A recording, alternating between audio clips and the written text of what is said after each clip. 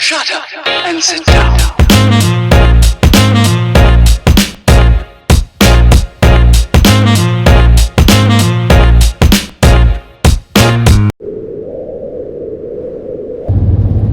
Okay, what the hell is that? Is that a house? That is pretty cool. What is that? That's awesome. That was really cool. They were filming me and I was filming them, and then they did the whole like, what's up? That's pretty cool. I gotta look these guys up. That's awesome. It looks like a couple that lives in it. Alright, I made it to the rest area. And it doesn't look very busy, which is good. Oh my god, that was 3.5 hours. I just basically just stepped on it the whole way. So this is the Pecos West. So if you're heading to Guadalupe Peak or heading to New Mexico, I highly recommend staying at this one rather than staying in Fort Stockton, where they have the what is it, like the Love's travel stop and things. I was just at Love's to get gas, and there were a couple van lifers, and then it was just busy because it was really the only one that had like the cheapest gas, and there were tons, probably about 100 big rigs. But this one, what's nice about it is that there's a special side for cars, and there's another van lifer over there. I'm just loving this. I have not really been on a big trip in a while, and it's so nice to see people. So I'm gonna park. This is very well lit. You can't really tell like in the video, but it's very well lit. And I think I'm going to park down here near this person. Don't know who it is, but I'm gonna park right here. And yeah, perfect. So I am now home for the night. There's somebody over there. They've got solar. Let's see if I can zoom in. There they are. Somebody. Generic fan. Also the name of my band. Anyway, but it's really nice. There's a little museum inside. You can go and like use the restroom. There's no showers, but it's fine. And it's super quiet. There's like only 2 of us here and a car. So good night, everyone. I will see you in the morning.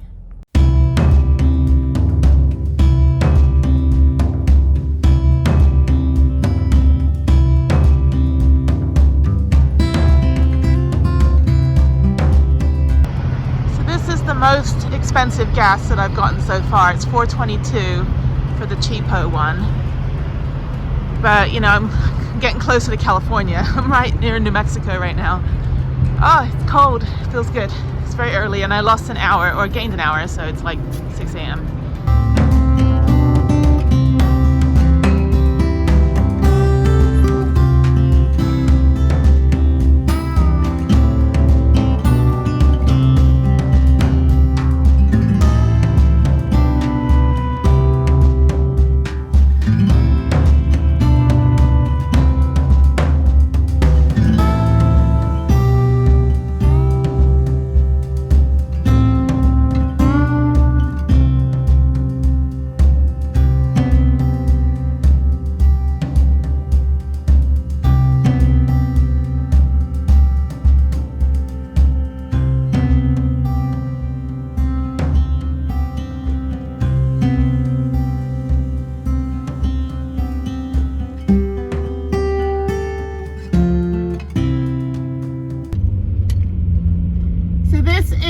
Number 18 for national parks with Prudence.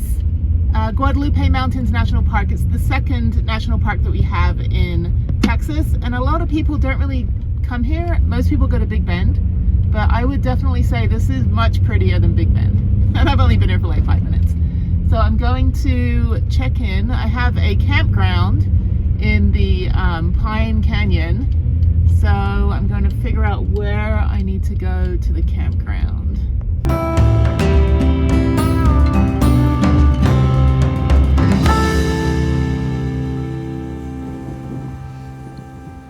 So this is where I parked. It doesn't say that this space is reserved, only the disabled parking is reserved.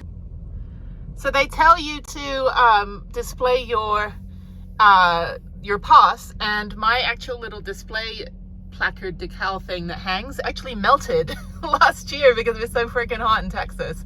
So it got melted. Actually, my card is a little bent because it also somewhat melted.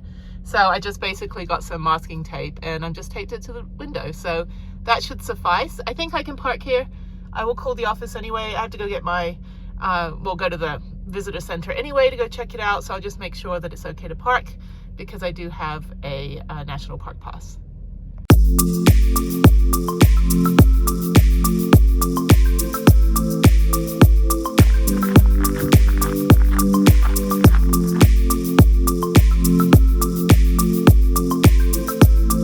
So this is my spot, although it says reserved, 4:11.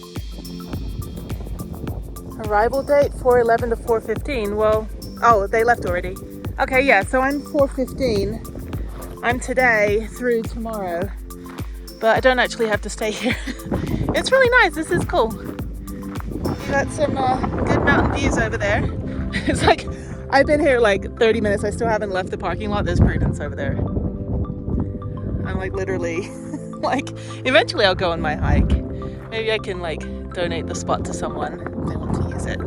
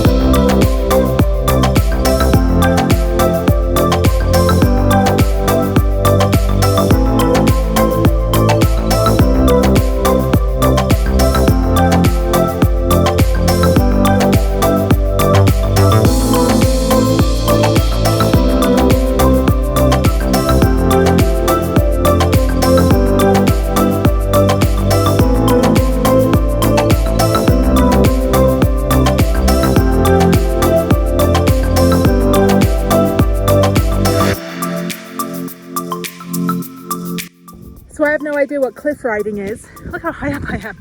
Holy shit. But I assume it's going down the cliff faces, kind of like base jumping, except you're attached to a rope on the rock. I don't know, I have to Google it. I will Google it and I will put on the screen what cliff whatever is. Apparently they dismount here. I don't know where. Holy crap. Yeah, this is Fear of the Void right now. Okay, I'm gonna stay close to the side. It's very windy up here. Very windy.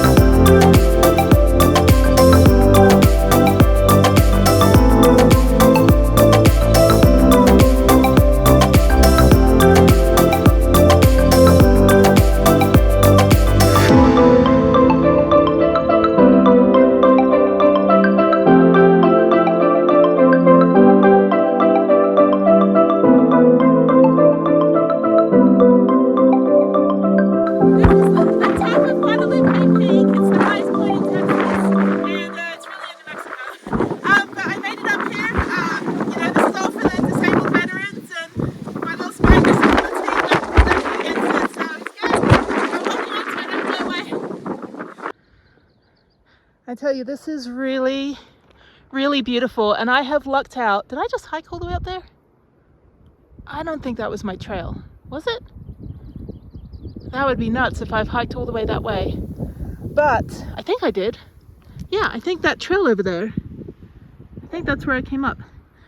That's crazy. Well, first of all, we're so close to New Mexico that, I don't know if you could hear me screaming at the top there, but we're so close to New Mexico that really this is New Mexico.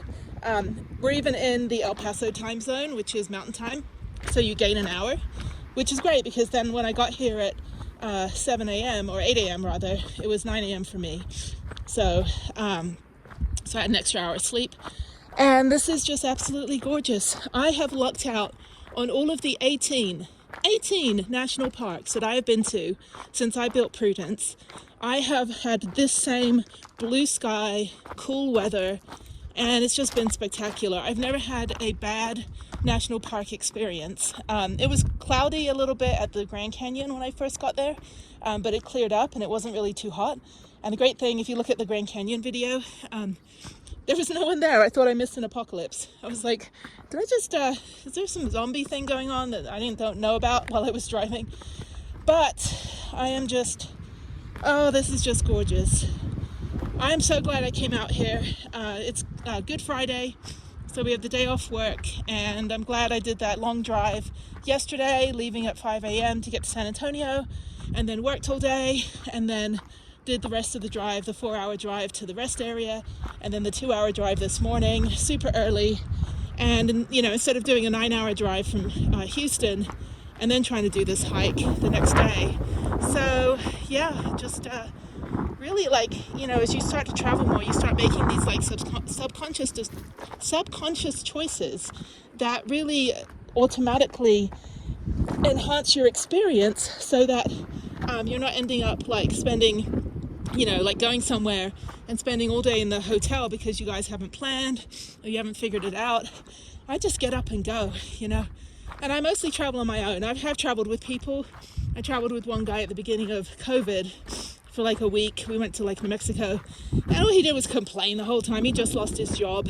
And I was like, great, you have all this time now that you've never had in the 30 years that you worked in the oil and gas industry. And we were, you know, doing our road trip.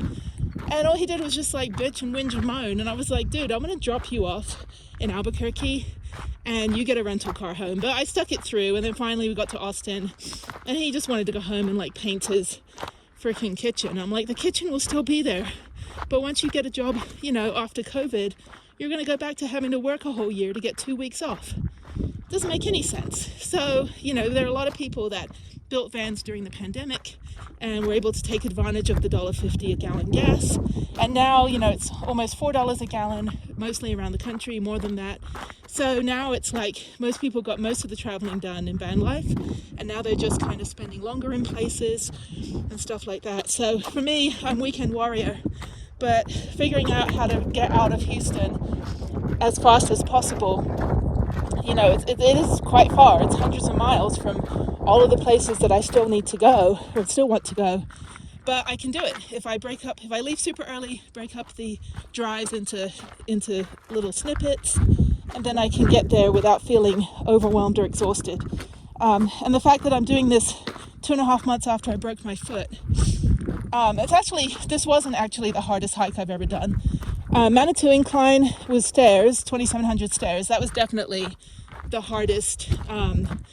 It felt like it was the longest hike, but it's only an hour. And then the 3-mile hike down was pretty easy. This hike, you had stairs at the beginning, and it actually wasn't that hard because it levels off. And also, I'm apparently super fit, having run a half marathon in one of these canyons, and also running 12 miles a day on the treadmill. So, but I can also not feel my legs because I have this spine disability in my lower spine and my upper neck, or my neck, which is upper part of the spine anyway. But I have this spine disability that actually means that I have limited feeling in all of my legs, but I can feel like my feet, I can feel, you know, my ankles a little bit, and I really only know if my feet are touching the ground when they are touching the ground. So hikes are great because I'm constantly having to like push my calf muscles and quad muscles to kind of work them harder, and then I can feel them a little bit. So muscle fatigue and muscle memory, you know, is kind of helps me, because, you know, when I actually don't feel tired in my legs at all. So, you know, I'm fortunate, I guess. I don't know if you can say I'm fortunate that I have this, you know, thing to live with for the rest of my life. Oh, shit. Anyway, it's just gorgeous. And I'm just making sure I don't roll my ankle or anything because, you know, I am still recovering from that horrific injury. So, but yeah, this is gorgeous. So I'm actually done before noon, which is bizarre. I thought I'd be hiking all day. So I'm done before noon. And I'm going to walk back to the campsite and walk over to the visitor center and then eat my Subway sandwich, which I've been carrying with me this entire hike. I usually don't eat when I'm working out. I prefer to work out on just like a muscle milk and a banana. I can't hike with a full belly. I can't even like eat at the top and hike back. So I don't know why I brought a sandwich with me, but it's Subway and I love Subway. Oh my God, I ate this all through high school, and we used to get the 3-foot subs in marching band. And you know, I always made sure I had the slice of destiny, which was where you had the you know, you actually had the cold cuts, unless you got like the end of it where it's just mustard and mayonnaise. But anyway, so pretty good. I'm gonna hike back and then see if maybe I'll do another hike this afternoon.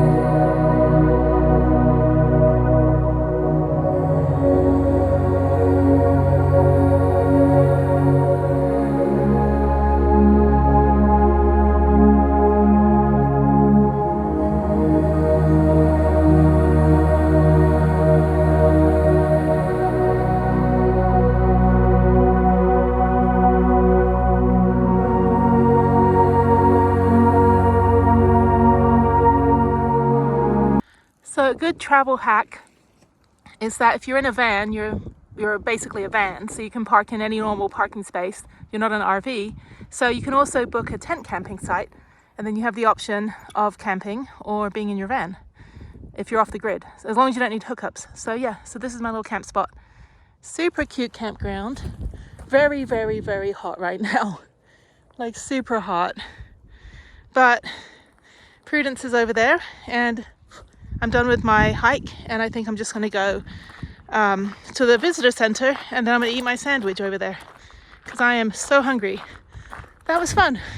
3.5 hours it took me, and most people say it's 8 hours, which I was like actually lapping people, and then like one girl, she's like, "You're so fast." I'm like, "Yeah, really." So anyway, so yeah, so that was fun. And then most people take just over 4 or 5 hours to do it, but they stop along the way, and I apparently hike pretty fast, so there's that. I am glad I'm not tent camping though. It is way too hot. I have my massive industrial fan, but I don't think I have enough power. But I'm actually going to test out, I can't even speak, I'm so hungry.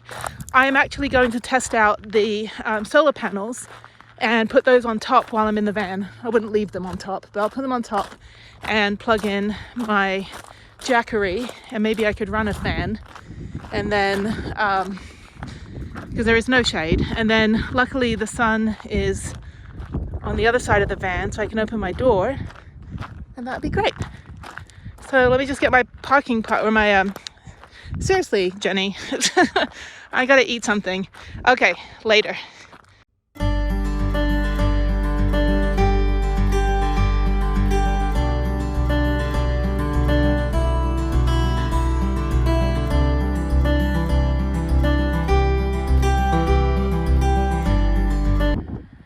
So it looks like someone checked in for the group spot, and there's like a campsite right next to that parking space and a couple camp spots behind it. So I've actually moved spots and decided that it would be much better to be right here.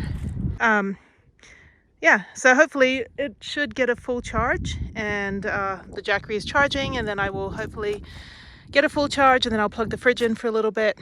So I don't think I can run any fans right now, which is fine. It's still pretty cold inside the van, which is nice. And then I opened all the windows and a big old dust storm came in. So these did blow over. I used a rock behind it to hold everything down. And I think that sun up there should be pretty magical. Fancy that. Live off the earth. So this is the inside of my van. I've got my little USB fan. Sorry for the trash can over there. Usually it's down by my door. But it's like super hot, so I didn't want the trash can to melt, obviously. Anyway, so this is my view. It's super windy outside, but it's still really, really intensely warm because of the sun, because I think we're at like 5,000 feet.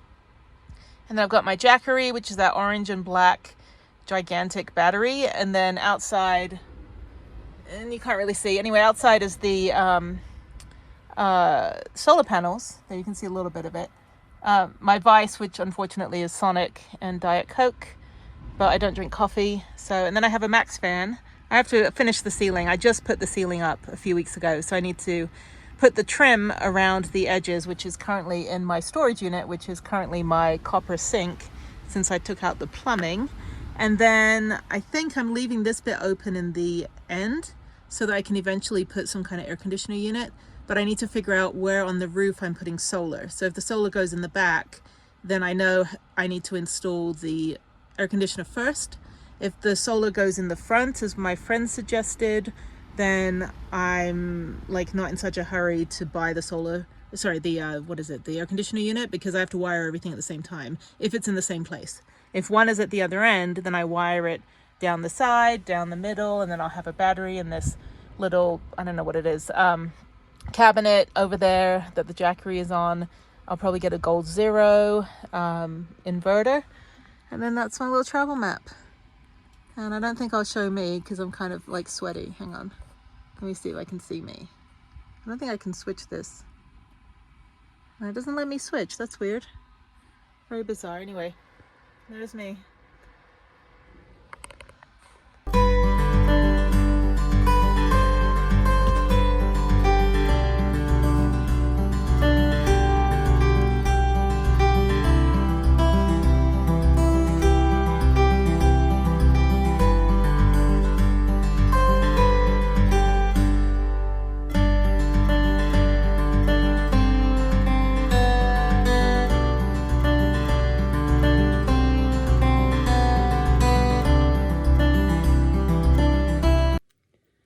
Good morning from beautiful Guadalupe Mountains, which are right behind me out there.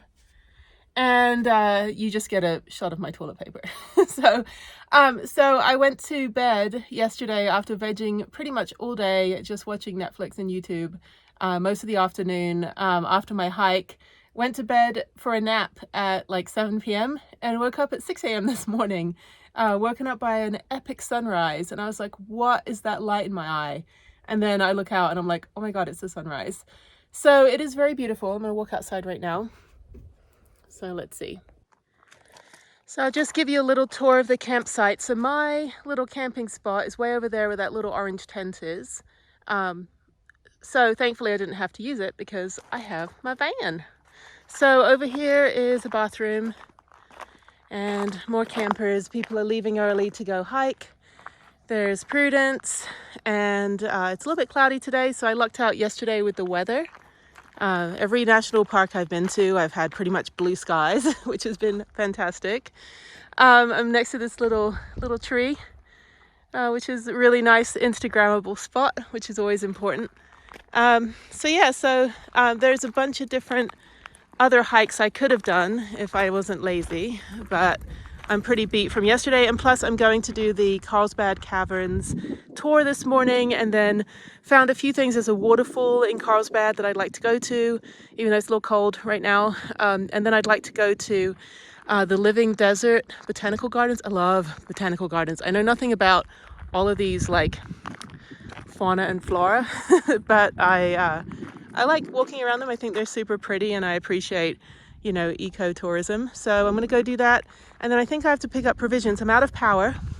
So my Jackery battery's dead. Car battery's fine. Jackery battery is dead. Three of my chargers are completely fully drained.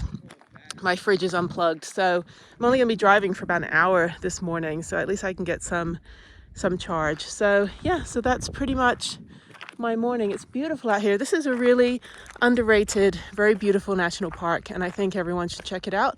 There's a lot to do in this area, and you're right by New Mexico. So if you're coming through like Roswell, for example, go a little further south. Stop by Guadalupe National Park. It'll be definitely worth it. But yeah, I climbed to the top of that mountain up there. Okay, cool. All right, so I think this is the end of the Guadalupe video. So it's funny, I'm like, oh, this is the end of the video, and I haven't even edited it yet. So this is the end of the video for this one, and then I will do another video for the rest of the trip, which you can see if you check it out. Hello, New Mexico! We meet again. Ah, my happy place, the land of enchantment, or enchantment, as you Americans say. Oh, I'm so happy to be back. Okay, so off to Carlsbad Caverns right now. It's about 16 miles away, according to the sign. Carlsbad is 30 miles, so I'll be there later today to do some things there. Yep, so fun trip. Yay, New Mexico.